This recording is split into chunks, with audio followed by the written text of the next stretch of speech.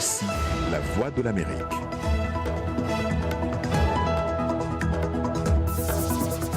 Madame, Monsieur, bonsoir et bienvenue dans cette nouvelle édition du Monde aujourd'hui. Tout de suite, les titres. À Paris, réunion pour tenter de résoudre la crise libyenne à l'Elysée avec la participation de 3 chefs d'État africains représentant l'Union africaine. L'issue semble positive. Climat social très tendu au Tchad. L'appel à la grève illimitée lancé par les principaux syndicats des services publics a été massivement suivi.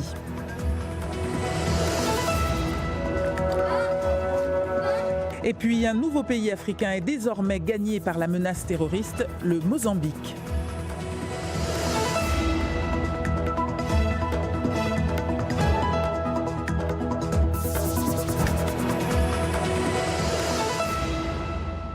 Et commençons à Paris, où une réunion pour tenter de résoudre la crise libyenne a eu lieu. Les 4 principaux protagonistes de la crise se sont retrouvés ce mardi à l'Elysée, à l'initiative du président français Emmanuel Macron. Étaient également présents 3 présidents africains représentant l'Union africaine. Irénée Hermann-Humboldt. Les 2 grands rivaux de l'Ouest et de l'Est, Fayez al-Sarraj, chef de gouvernement d'Union de Tripoli, et le maréchal Khalifa Haftar, l'homme fort de Benghazi, ont répondu à l'invitation du président français pour essayer de trouver une issue à la crise. Avec ces protagonistes de la crise libyenne, les représentants de l'Union africaine, les présidents congolais, tchadiens et nigériens, Emmanuel Macron a pu obtenir une feuille de route devant aboutir à un scrutin apaisé en Libye. D'ici au 16 septembre, il y a eu un engagement commun pour prendre les dispositions qui permettront d'organiser de manière satisfaisante un processus électoral, soit avec une nouvelle constitution, soit sur la base d'une loi électorale qui aura été dûment votée.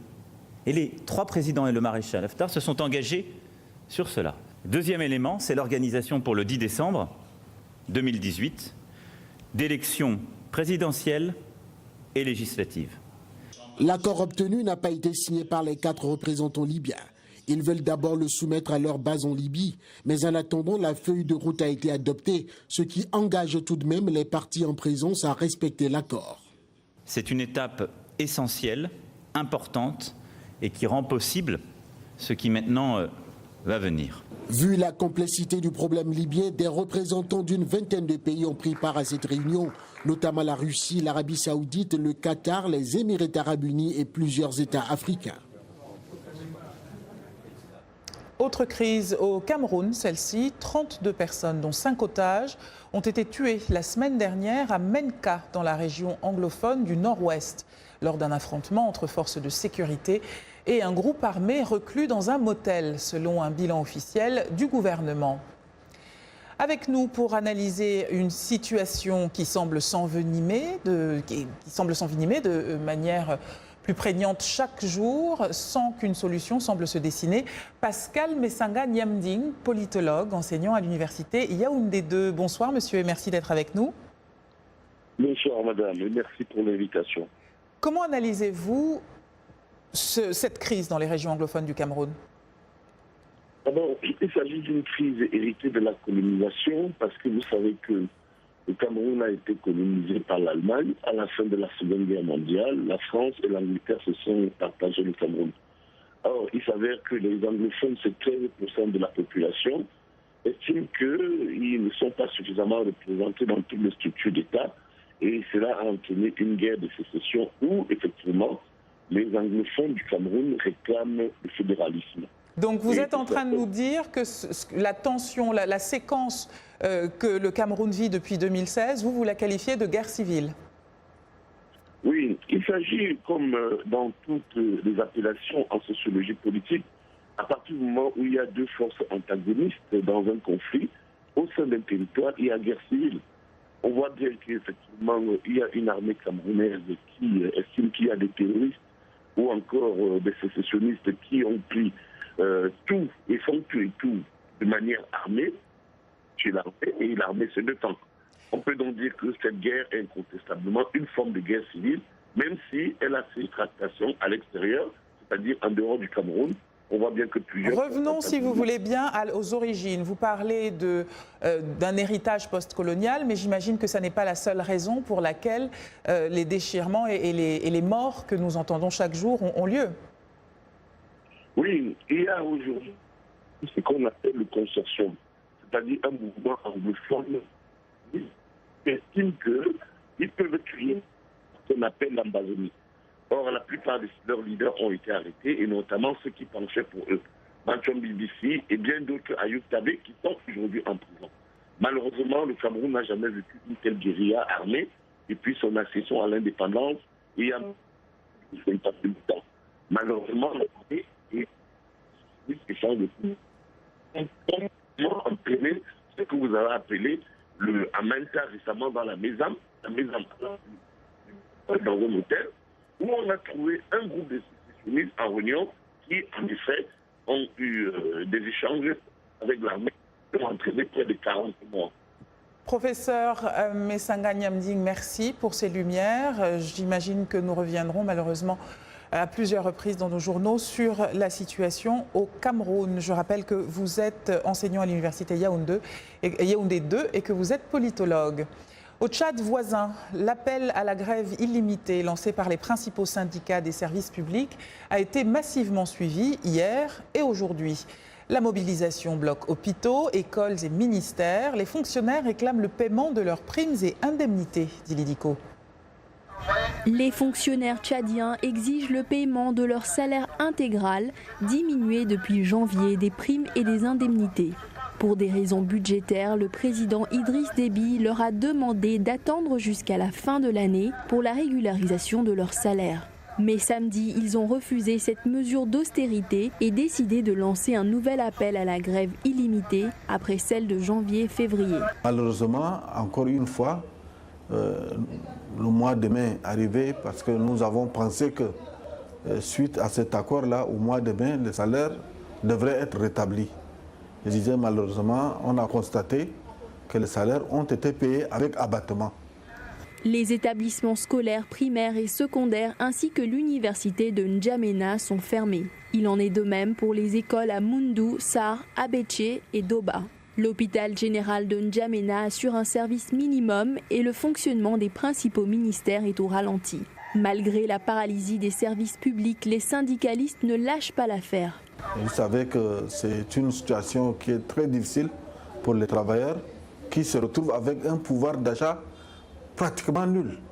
La porte-parole du gouvernement, Madeleine Alingé, a invité tous les travailleurs à vaquer normalement à leurs occupations quotidiennes. Elle a assuré que des efforts sont en cours pour un redressement durable de la situation sociale. Au Sénégal, le président Macky Sall a annoncé l'augmentation du montant des bourses des étudiants et réduit les prix des repas dans les universités publiques du pays. Une décision qui intervient à la suite des mouvements de grève organisés par des étudiants. Une grève des grèves déclenchée depuis la mort d'un des leurs au cours d'affrontements avec la gendarmerie le 15 mai. Les demi-bourses mensuelles passeront ainsi de 18 000 à 20 000 francs CFA et les bourses entières de 36 à 40 000 francs CFA. Les délais de paiement ont été fixés au plus tard le 5 de chaque mois. Le prix du petit déjeuner dans les restaurants universitaires va passer par ailleurs de 75 à 50 francs CFA et celui du déjeuner et du dîner de 150 à 100 francs CFA. Ces mesures, une fois qu'elles seront appliquées, suffiront-elles à apaiser la colère estudiantine? Eric Maniarakiza a joint à Dakar Ibrahima Khan pour une analyse de la situation. Les étudiants avaient pratiquement posé des conditions qui créaient un blocage total dans la recherche d'une solution. Donc il fallait qu'ils fassent montre d'une certaine générosité et il l'a cette fois-ci fait dans le cadre de l'augmentation des bourses. Et puis on est à 1 an des élections. Macky Sall veut se faire réélire et donc il a besoin de donner, ne serait-ce qu'à la communauté universitaire, des gages au moins d'un soutien ou autrement d'une position de neutralité dans les élections qui vont venir. Est-ce que c'est amplement suffisant pour apaiser les esprits? Pas tout à fait certain, parce qu'il y a maintenant une division entre les étudiants de l'université de Saint-Louis qui n'ont même pas participé à la réunion d'hier au cours de laquelle le président a fait cette annonce et le reste des étudiants du Sénégal. N'oubliez pas que la crise est née à l'université de Saint-Louis et que ces étudiants avaient vraiment des demandes très claires, très précises. Et deuxièmement, la crise de l'université n'est pas simplement une crise de bourse ou ou bien une crise alimentaire. C'est la place de l'université dans la société sénégalaise. Vous avez une université à Dakar qui fait 100 000 étudiants. 50 000 de ces étudiants font lettres. Le Sénégal n'a pas les moyens d'employer 50 000 professeurs. 90% seront des chômeurs. L'éducation ici au Sénégal est en crise depuis 88, donc ça fait depuis 20 ans et aucun des gouvernements n'a pu trouver de solution. Au Nigeria, l'âge légal pour briguer un mandat politique est désormais de 35 ans contre 40 auparavant. Le président Muhammadu Buhari a annoncé aujourd'hui qu'il allait approuver une loi dans ce sens, ouvrant la voie à des candidats plus jeunes aux élections générales prévues en 2019. Le texte prévoit l'abaissement de 40 à 35 ans de l'âge minimal requis pour être candidat à l'élection présidentielle et de 35 à 30 ans pour briguer un mandat sénatorial ou de gouverneur. Ailleurs sur le continent, le secrétaire général de l'ONU, Antonio Guterres, est arrivé aujourd'hui à Bamako, au Mali, pour passer la journée internationale des casques bleus aux côtés de la mission de l'ONU au Mali. La MINUSMA a perdu 21 soldats et 7 civils en 2017. Violence au Mozambique. Au moins 10 personnes ont été décapitées pendant le week-end dans le nord-est du pays, une zone où des militants islamistes avaient été précédemment signalés. Des enfants et le chef du village figurent parmi les victimes. Les assaillants seraient des militants islamistes et auraient visé le chef du village pour le punir d'avoir fourni à la police des informations sur leur cachette. Al-Shabaab, un groupe islamiste radical, avait investi en octobre dernier la ville de Mocimboa da Praia dans la même province. Et pour approfondir sur le sujet, ce reportage dit par John Lindon, jusqu'en octobre 2017, le Mozambique ne faisait pas partie des pays visés par les menaces djihadistes, mais l'attaque survenue le 5 octobre 2017, la première de ce type, a provoqué une onde de choc à travers le pays qui émergeait d'une longue guerre civile en 1992. Ce qui reste de la mosquée de Nandouadoua se trouve au fond d'un labyrinthe de ruelles à Mocimboa da Praia, une ville portuaire située dans l'extrême nord du Mozambique. Une poignée de femmes voilées se présente devant le lieu de culte unique qui est maintenant réduit en décombres. Le gouvernement mozambicain a ordonné sa destruction en octobre après une attaque sanglante attribuée à des jeunes musulmans radicalisés et qui a laissé sur le carreau 14 morts. Une première dans le pays. Avant, ils étaient comme nous, ils priaient comme nous. Et dès qu'ils ont commencé à écouter ces enregistrements de la Somalie, ils ont commencé à s'appeler Al-Shabaab. Selon les statistiques officielles, 17% des Mozambicains sont musulmans. À Mocimboa, ils sont plus de la moitié à pratiquer l'islam. Pour beaucoup de résidents, la fréquence des enlèvements inquiète. Ma femme a été kidnappée pendant que nous fuyions. Et ensuite, ils m'ont tiré dessus à 2 reprises. Mais les balles ne m'ont pas atteint. Et tandis que le nombre d'enlèvements est encore loin de ceux perpétrés par Boko Haram au Nigeria, l'on note toutefois des similitudes frappantes dans le mode d'exécution. Ici aux États-Unis, alors que se poursuivent les préparatifs pour le sommet entre le président Donald Trump et le dirigeant nord-coréen Kim Jong-un, le secrétaire d'État américain Mike Pompeo se prépare à rencontrer cette semaine à New York le général Kim Yong-chol, l'un des plus hauts responsables du régime de Pyongyang. C'est ce qu'a annoncé la porte-parole de la Maison-Blanche, Sarah Sanders. Au Japon, pluie de critiques sur le gouvernement. Des parlementaires du parti du Premier ministre Shinzo Abe ont affirmé l'un que les femmes devaient rester auprès de leur bébé, l'autre que les jeunes mariés devaient concevoir au moins 3 enfants, des déclarations en totale contradiction avec la volonté affichée de l'exécutif d'aider les femmes à exercer une activité extérieure et d'inciter les hommes à davantage participer à l'éducation des enfants. Vous regardez Le Monde aujourd'hui, le journal de VOA Afrique en direct de Washington.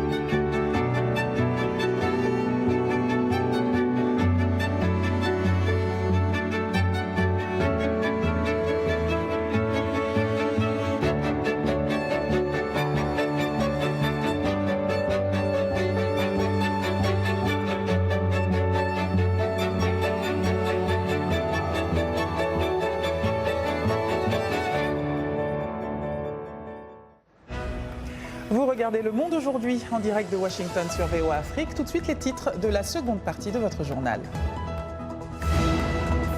À New York, cette boutique d'un nouveau genre propose des vêtements que les hommes comme les femmes peuvent porter. À Bukavu, dans l'est de la République démocratique du Congo, des jeunes recyclent des déchets pour les transformer en matériaux combustibles utiles pour la cuisson des aliments. En Tunisie, sale temps pour les non-jeûneurs. Une association dénonce les arrestations, fermetures de cafés et pratiques répressives envers ceux qui n'observent pas le ramadan.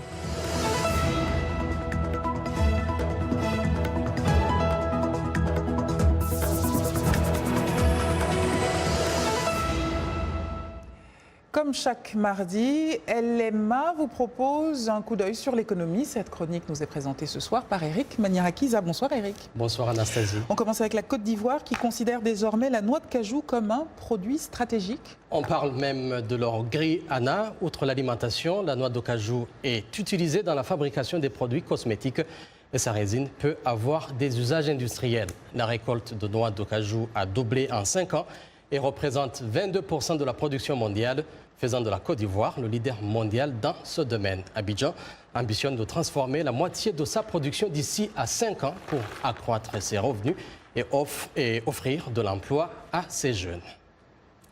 Revenons sur le projet de transformation, Eric. La récolte toujours de noix d'acajou, le gouvernement veut créer 4 zones industrielles destinées à la transformation à Bouaké, Korogo, Pondoukou et Séguéla. Le secteur compte 250 000 producteurs regroupés dans une vingtaine de coopératives et emploie 1,5 million de personnes, directement ou indirectement. La Banque mondiale va débourser 200 millions de dollars pour appuyer des projets de transformation de l'anarcade. En tout cas, c'est un produit délicieux et très sain. Alors maintenant, autre produit peut-être un peu moins sain pour la santé, de la bière qu'on va déguster à Bruxelles, une bière brassée par un enfant du Burundi. Une bière qui a reçu le prix d'or mondial 2018, World Gold Award, dans la catégorie bière spéciale. Vous pouvez nous en dire plus? Le jury était composé de 70 experts internationaux lors du concours qui a primé la Flo 58. La bière Flo 58 a été créée par le maître brasseur John Christian Kavakure. Dans l'esprit des bières typiques des années 50-60, Anastasie, John est né au Burundi, de père congolais et de mère rwandaise.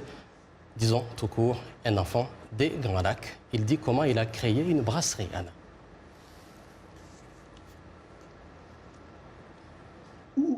La première chose que j'ai commencé, c'était de faire des études de brasserie. Quand on a quitté notre pays, les jésuites nous ont dit, voilà, le seul employeur que vous avez en Afrique, c'est le groupe Heineken.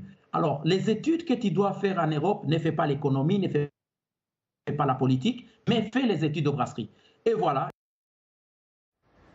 Un parcours inspirant, Eric. Tout à fait, Anna, c'est possible. Voici ce que John dit aux jeunes Africains qui rêvent de créer des entreprises. Alors, pour les jeunes Africains, la première chose que je voulais dire, on doit approprier notre identité, notre histoire et surtout notre créativité et notre grandeur.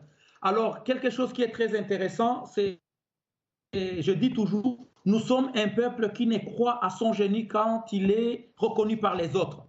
Et pour nous, nous sommes un peuple qui a honte de lui-même. Maintenant, il est temps que nous-mêmes, on essaye de se ressaisir, de créer, de montrer tout ce qu'on est capable. C'est le message que je voulais donner. Des élans de prédicateur chez ce jeune chef d'entreprise. Merci Anastasie. Merci Eric Maniarakiza. Et la rubrique économie revient évidemment mardi prochain. De nouveaux magasins, il s'agit encore d'économie, de nouveaux magasins apparaissent tous les jours à New York. Mais le projet Fluid Project, qui a récemment ouvert ses portes au public à Broadway, est différent. Il s'agit de l'une des premières boutiques pour hommes et femmes et tous ceux au milieu. Les vêtements et les mannequins sont unisexes et comme élément marketing supplémentaire, les propriétaires du magasin disent que les prix sont plus qu'abordables. Elena Wolf a visité cette boutique unique en son genre où personne ne se sent marginalisé. Le récit est d'Azuma Compaoré. Travis n'est ni homosexuel, ni travesti, ni transgenre, ni bisexuel. Selon lui, son genre peut varier en fonction de ses émotions. C'est comme une humeur. Je m'identifie définitivement à un homme, mais certains jours, j'aime m'habiller un peu plus féminin. Et deux fois, j'aime être entre les deux. Pour Travis, la dichotomie homme-femme peut être à la fois déroutante et humiliante, ce qui explique pourquoi elle se tient généralement loin des magasins de masse. Au lieu de cela, il vend des vêtements neutres et les expose sur des mannequins de type neutre. Ces mannequins mettent en valeur plus que des vêtements. C'est une déclaration. Le Canada et l'Australie ont récemment introduit une option neutre X pour les passeports et la même option est maintenant disponible sur les certificats de naissance dans l'État de l'Oregon. Facebook est allé encore plus loin en proposant aux utilisateurs une liste de 71 options de genre.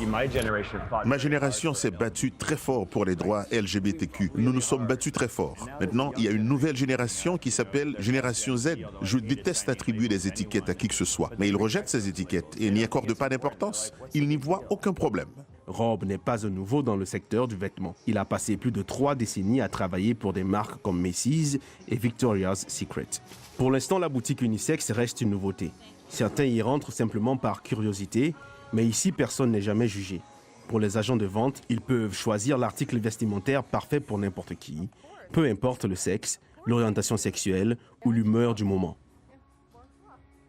La guerre des sexes n'aura donc pas lieu dans cette boutique. Et très loin de tout cela, à Bukavu, en République démocratique du Congo, des jeunes recyclent des déchets pour les transformer en briquettes écologiques qui serviront de combustible pour la cuisson.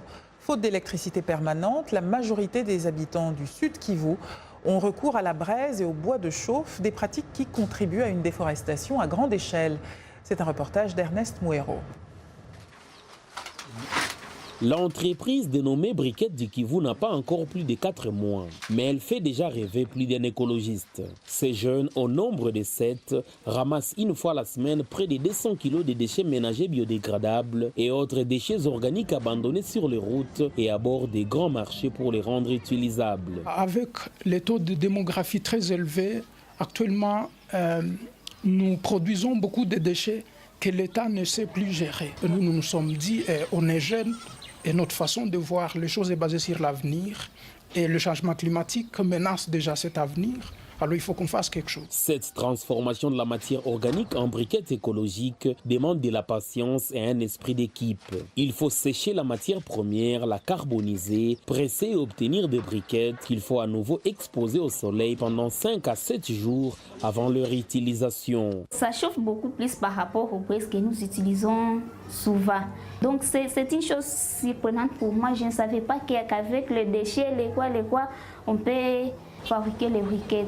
Étudiants pour la plupart, ces jeunes ne se consacrent à ce travail que 3 jours la semaine pour produire près de 1000 briquettes de 6 cm de longueur. On aimerait aller loin, que nous passions de la phase artisanale vers la phase industrielle ou industrialisée. Voilà une initiative ambitieuse et révolutionnaire. Au Sud Kivu, la déforestation a déjà atteint une vitesse de 15 hectares le mois selon la société civile environnementale. Ernest Mouero pour VOA Afrique, Bukavu. Monsieur Sport nous a rejoint. Bonsoir Yacouba Ouedraogo. Bonsoir Anna et bonsoir à vous, chers amis sportifs. Première titularisation et premier but pour Timothy. Ce n'est pas le père mais le fils. Timothy Weah, donc fils de George Weah, légende du football africain et du président du Libéria, a inscrit son premier but sous le maillot de l'équipe des États-Unis hier à Chester, en Pennsylvanie, un match amical contre la Bolivie. Timothy Weah, 18 ans, né à New York, a inscrit le 3e but de Team USA qu'il a finalement remporté par 3-0. Les États-Unis qui n'ont pas décroché leur qualification pour le Mondial 2018 ont encore 2 matchs amicaux à leur programme contre l'UI le 2 juin à Dublin et contre la France une semaine plus tard à Lyon. Basketball, la finale NBA opposera cette année Golden State à Cleveland. Encore, le champion en titre Golden State a renversé Houston sur son parquet la nuit dernière lors de la finale de la conférence Ouest 101-92. Grand artisan du réveil du Golden State, donc des Warriors, Stephen Curry, a réussi un 3e carton exceptionnel et a même terminé le match avec 27 points. Évidemment, j'ai bien joué au 3e carton. En 48 minutes de jeu, il faut avoir de l'endurance, de la résilience, de la confiance pour tenir, peu importe comment les choses se présentent. Ça a été formidable de repartir dans le vestiaire pour recadrer les choses. Golden State, Cleveland, c'est donc à partir de ce jeudi, toujours aux États-Unis, et ce n'est pas habituel. Nous parlons hockey sur glace. Les hostilités de la finale de la Coupe Stanley ont commencé la nuit dernière à Las Vegas. Les Golden Knights, tenez-vous bien, une équipe créée seulement cette année, ont remporté leur premier match de la série finale sur le score de 6-4 face aux Washington Capitals. De quoi donner des idées à des novices qui ont remporté 51 matchs quand même, pour leur première saison régulière. Et donc, chapeau bas aux Golden Knights. Et à vous, on se dit à demain. Et chapeau bas à Yacouba Ouedraogo pour cette rubrique sport qui revient, il vous l'a annoncé, demain. Allons en Tunisie où il ne fait pas bon observer le ramadan pour certains.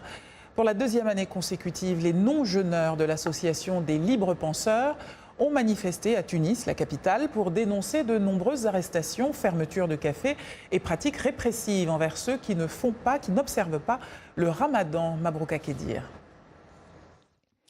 C'est sous le slogan « Mouche Bessif, pas par la force » que Naoufal Yacoubi et ses amis ont manifesté ce dimanche 27 mai dans la capitale Tunis. Les manifestants ont exprimé leur droit de ne pas jeûner publiquement durant le mois de Ramadan. Ces non-jeûneurs ont dénoncé aussi l'application d'une circulaire datant de 1981 qui ordonne la fermeture des cafés durant le mois de Ramadan. Celui qui n'a pas envie de jeûner, c'est son droit. C'est pour ça que nous sommes ici aujourd'hui. Ils ont emprisonné les gens l'année dernière parce qu'ils ne faisaient pas le Ramadan, alors que c'est un droit constitutionnel. C'est le droit de la conscience. Nous avons le droit d'être différents parce qu'en Tunisie, nous n'avons pas que les musulmans. Nous avons aussi des chrétiens et des juifs aussi. Ces Tunisiens rappellent que la démocratie doit garantir non seulement les droits de la majorité, mais aussi ceux des groupes minoritaires. On estime que la constitution tunisienne stipule que l'État tunisien est séculaire. L'article 2, l'article 6 sur la liberté de conscience, l'article 49 qui stipule aussi qu'on ne doit pas changer ou modifier la constitution que sous respect des droits de l'homme. Trouver un endroit pour boire un café ou manger paraît une tâche difficile pour Naoufal Yacoubi et ses amis pendant le mois de Ramadan. Cependant, quelques cafés ont l'autorisation d'ouvrir à une seule condition: laisser leurs portes moitié fermées. Selon le ministère de l'Intérieur, mais aussi pour une partie des Tunisiens, la minorité des non-jeûneurs doit respecter une majorité qui jeûne. Cela pour éviter un conflit qui ne serait bénéfique pour aucun Tunisien. Avant de nous quitter, une initiative de sensibilisation au racisme inédite ici aux États-Unis. La chaîne de café Starbucks a fermé cet après-midi quelques 8000 établissements pour sensibiliser ses employés au racisme. À l'origine de la mobilisation, l'indignation suscitée par l'arrestation de 2 jeunes noirs dans l'un des cafés de l'enseigne à Philadelphie. C'est la fin de ce journal. Merci de l'avoir suivi. J'espère avoir le plaisir de vous retrouver demain, même lieu, même heure. Très belle soirée sur VOA Afrique.